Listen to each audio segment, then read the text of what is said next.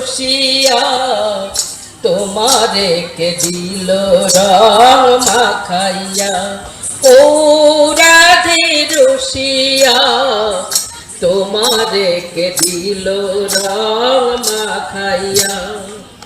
যখন তুমি খেলবে হোলি কানুর সানে জাল খেলি, যখন তুমি খেলবে হোলি কানুর সানে জাল খেলি, তখন তুমি মদের কথা, তখন তুমি মদের কথা থাকবে ভুলিয়া, ও রানী রসিয়া তোমারে কে দিল রং মাখাইয়া, ও রাধে রসিয়া তোমারে কে দিল রং মাখাইয়া।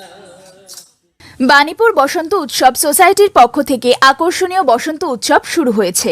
বাণীপুর জলের ট্যাঙ্কের কাছে সুবৃহৎ আমবাগানে 3 দিনব্যাপী এই উৎসবের শুভ উদ্বোধন হয়েছে 12ই মার্চ বুধবার বিকালে। সম্মিলিতভাবে মঙ্গলদ্বীপ প্রজ্বলন করে বসন্ত উৎসবের সূচনা করেন হাবড়া পৌরসভার পৌরপ্রধান নারায়ণচন্দ্র সাহা, পৌরপিতা আশিস নট, বিশিষ্ট কবি গৌরাঙ্গ দাস সহ বহু বিদগ্ধ মানুষ। অনুষ্ঠানে উদ্বোধনী ভাষণ দেন পৌরপ্রধান নারায়ণচন্দ্র সাহা। এরপর উৎসবের মঞ্চে অনুষ্ঠিত হয় চিত্তাকর্ষক কবি সম্মেলন। এই কবি সম্মেলনে উপস্থিত সকল কবিকে আবির, পলাশ ফুল, চন্দন তিলক, পুষ্প, প্রদীপ আরতি, শঙ্খধ্বনি ও উলোধ্বনি দিয়ে বরণ করা হয়। এদিনে এই অনুষ্ঠানে কবিতা পাঠ করেন দুলাল চন্দ্র অধিকারী, শঙ্কর মল্লিক, রাজু সরকার, তরুণ কুমার দাস, সীমা মালো, নিমাই চন্দ্র মণ্ডল, নীলাঞ্জনা চক্রবর্তী, সুনন্দা বোস, রণজিৎ হালদার, প্রদীপ মিস্ত্রি, তৃপ্তি সেনগুপ্ত, মুকুল চক্রবর্তী, দেবনাথ, গৌরাঙ্গ দাস, জিতেন মালি, মন্দিরা চক্রবর্তী, বাসুদেব সেন, শর্মিলা পাল প্রমুখ। কবি সম্মেলন সঞ্চালনা করেন বাণীবিথিকা পত্রিকার সম্পাদক টুলু বসু সেন। সঙ্গীত পরিবেশন করেন মণিমালা মল্লিক। এই উৎসব উপলক্ষে সম্পাদক উৎপলকান্তি সিনহা জানালেন, বাণীপুরের এই বসন্ত উৎসব সবসময় এক বিশেষ বৈশিষ্ট্য বহন করে। এবছর এখানে এক সাংস্কৃতিক হাটের ব্যবস্থা করা হয়েছে। একই সঙ্গে এই উৎসব প্রাঙ্গণে স্বল্পমূল্যের ও বিনামূল্যের বস্ত্র পাওয়া যাবে। তিনি বসন্ত উৎসবে আপামর মানুষকে অংশগ্রহণ করার জন্য সাদর আহ্বান জানিয়ে বলেছেন, এই সংগঠন মানুষের ভিতরের চেতনাকে জাগ্রত করার জন্য আপ্রাণ চেষ্টা চালিয়ে যাচ্ছে। বসন্ত উৎসব 2012 সাল থেকে শুরু হয়েছিল। এর প্রথম শুরু হয়েছিল জনতা কলেজের পাশে, 3-4 বছর সেখানে হয়েছে।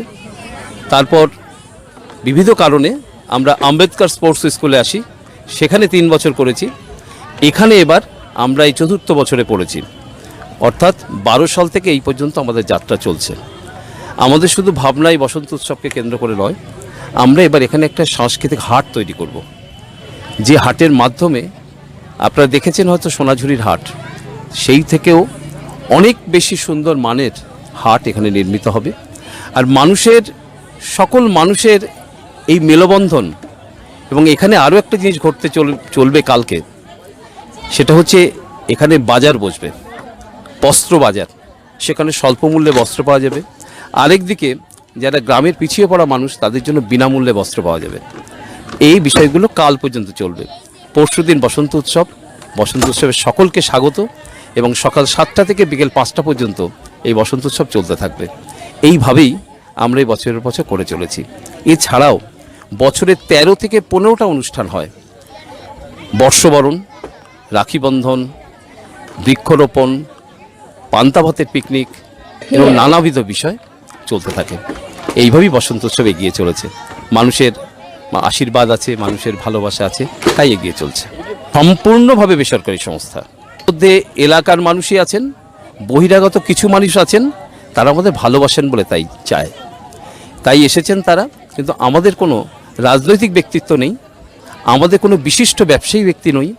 আমরা প্রত্যেকে নিজেদের অর্থ দিয়ে এই অনুষ্ঠানটা করে চলেছি।